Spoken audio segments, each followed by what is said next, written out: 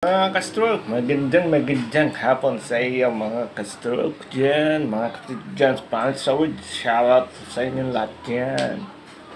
At eto, nasa labas tayo, hindi tayo makapag-walking at makulimlim baka tayo abutan ng pag-ulan ay naku po. At usong-uso pa naman ang trangkaso, sipon, ubo. Kaya dito na lang muna tayo sa bahay. At walang magawa. Siyempre, pag walang magawa, vlog.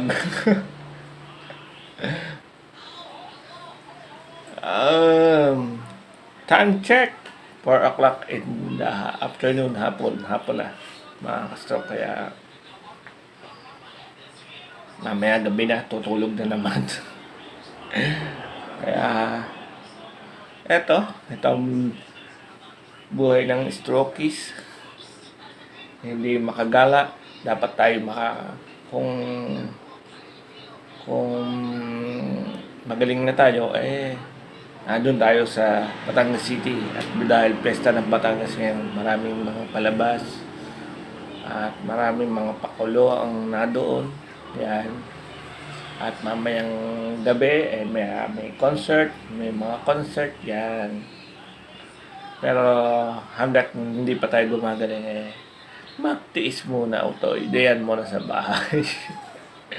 So, tara, intro muna tayo mga stroke.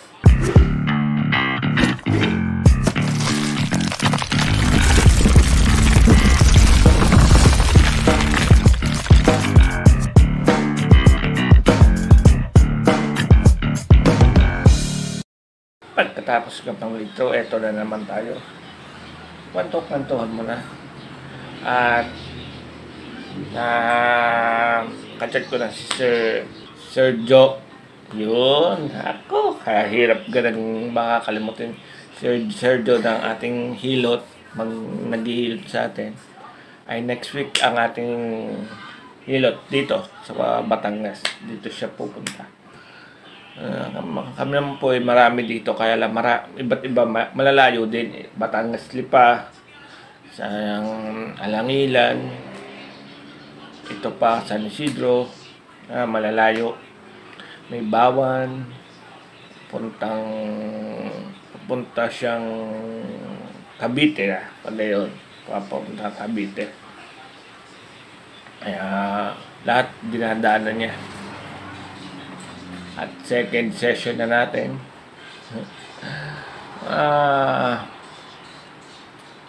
Mga 6 session goods na tayo.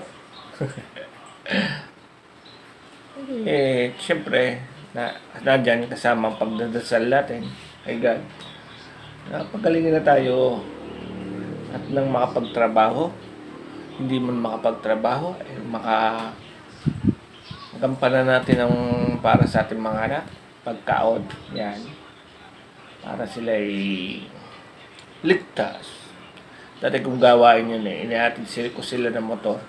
Ngayon, hindi na nga natin may hatid ng motor.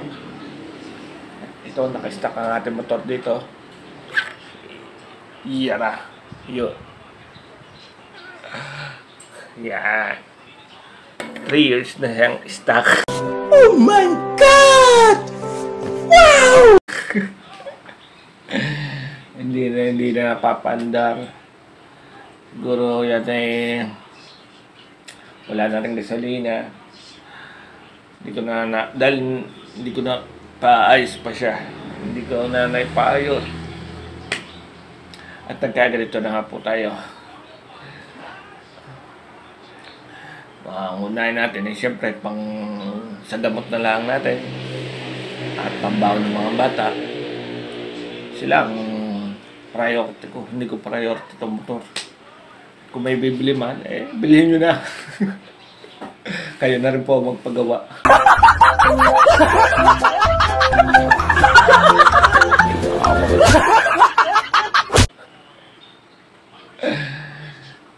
At talagang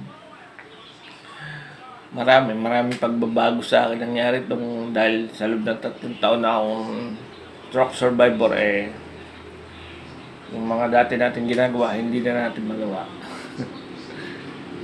Siyempre, dapat lang yung mga bawal na ginagawa, iwasan na talaga. Iwas na ang pag-iinom, iwas na ang pagkain ng mga pinagbabawal. Kolesterol, mamantika. Tikim, pwede. Tikim na lang. Ako nga pala noon ay 89 kilos nung ma-stroke ako. Obese po. Kaya natatakot ako tumaba ngayon. Pero ako po ay nasa 63 kilos na lang ngayon. At minimaintain ko na siya sa ganun, 665. Binababa ko 63, tatas ulit 65.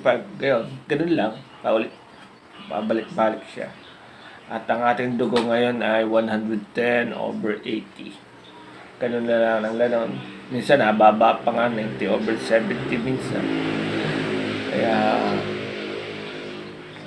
pinatigil na sa atin ng ating neuro na pinatigil na ang ating lasaktan dahil nasa ano na siya nasa okay na stage. Hindi na po siya paiba-iba na tataas bababa consistent na po siya sa 110, 120, 110 ganun lang po. Kaya pinatigil sa atin dahil mas masama daw pagka sumobra sa baba, stroke din po ang pagbaba ng ating dugo. Stroke din ang kalalabasan, kaya mahirap. At eto nga, ay, nakakainip. Stroke. At butit na dyan kayo. Nakakausap po. Kahit sa ganitong parali nagkakausap tayo.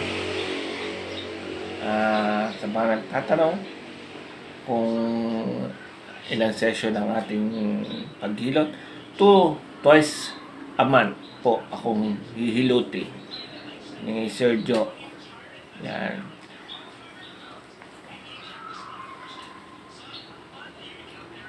At next week na schedule na tayo. Kaya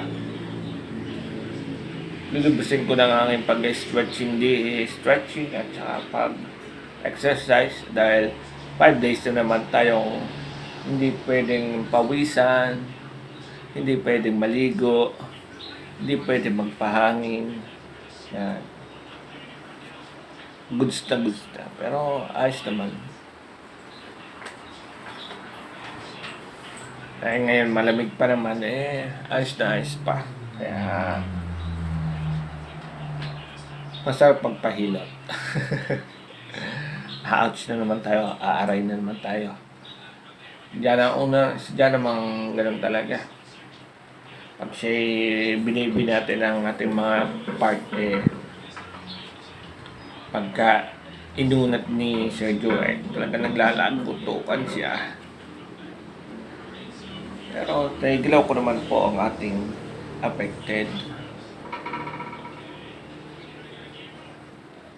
Ang ano lang po ay spasticity din, paninigas po nito. Sobra po talaga. Lalo pat ngayon malamig. Sobra ang ating spasticity. Kaya ayos lang. At sana madala na siya. Hindi naman madala na sa pagpapahilot natin. Madala na niya. Iba't iba kasi ang ating stroke, mga stroke. Kaya hindi porket ang iba ayos na sa pag nahilot na ng ayos, ayos na. Meron pong matagal, katulad ko po matagal po bumalik. Pero sila movable. Meron naman pong ayos ang lakad, ang kamay naman hindi. Meron naman pong ayos ang kamay, ang paa naman hindi. Kaya mahirap Mahirap po ang stroke. Hindi po, pares lamang po silang tawag na stroke. Pero iba't iba po ang tama dahil hindi po pare-paras na yun ang pumutok sa inyo, yun ang nagka-clutch sa inyo, yung part na yun, hindi po yun lagi. Iba't iba po sa dami ka po ng ating veins, ng ating ugat. Kaya hindi natin alam kung saan parte tayo ng utak nagkaroon ng blood clot, pumutok, bumukol na barahan, yan. Kaya, no choice. At saka po ang stroke ay dalawa, isang hemorrhagic at isang yun nga pong barado lamang, ischemic. Yan, hemorrhagic at ischemic, dalawa po siya. Kaya mahirap. Pares lang ang stroke pero dalawa pong ibig sabihin. Yan, tumama po sa atin yung hemorrhagic, dalawang ugat po ang pumutok at 27cc ang tumapon sa ating utak na dapat ay operahin para tanggalin yung natapon na dugo, ay nakuha po sa gamot. Umabot po ako ng 1 month sa ospital, COVID pa noon, time na yun. At nasa Palawan po ako. Wala po ako dito sa amin, dito sa amin bahay sa Batangas. Kaya ang hirap. Mahirap po ang naranasan. Pero sa awa ng Diyos, ginabayan na tayo. At bigyan tayo ng mga kasama. At napakalaking pasalamat ko sa kanila. Ayan.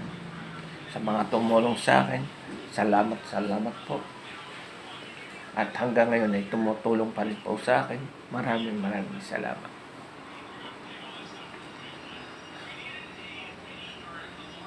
Hi. So, paano mga stroke? Bukas na ulit tayo magkwentuhan ulit. At ako'y tatayo na uli at talagang iba na ang pakiramdam ng ating affected. Gusto na po niyan tumayo uli. Yan. Ganun lang. Tayo, upo, lakad, tayo, upo. Ang buhay ng stroke. At syempre, shout out muli sa ating mga kapatid dyan sa Planet sa Work. Inay Mafant, I love you. Mga kapatid dyan. Tito Jerry, Tito June. Yan, shout out po sa inyo. Kuyang Emmet, shoutout po. Yan. At syempre sa Team Landing, shoutout po sa inyong lahat dyan. I love you. At sa Team Palarca na gumagabay sa aming stroke, si Sir Dominic at Team Maribel, shoutout din po. At sa Team Lilliput, shoutout. At syempre ang Daddy Ninong ko, Jericho J, Daddy, shout out. Thank you po. Thank you. Paano? Hanggang dito na lang. And bye-bye.